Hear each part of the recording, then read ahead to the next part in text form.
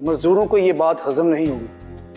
तुम क्या मजदूरों के प्रधान हो और अब तुम मुझे बिजनेस मैनुअल समझाओगे कि बिजनेस कैसे करना है मुझे? नो सर, वो तो मैं इसलिए कह रहा था कि जाओ यहां से और फैक्ट्री तक महदूद रहो और दोबारा यहां आने की जरूरत नहीं है।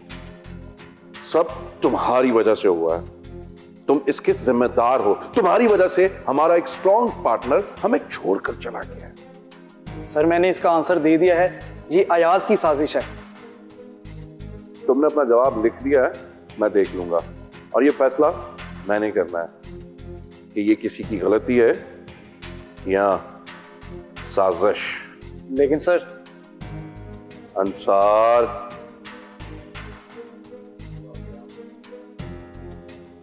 लेकिन सर सुना नहीं तुमने शहरी भाई क्या कह रहे हैं? अब जाओ जाके फैक्ट्री में ड्यूटी करो।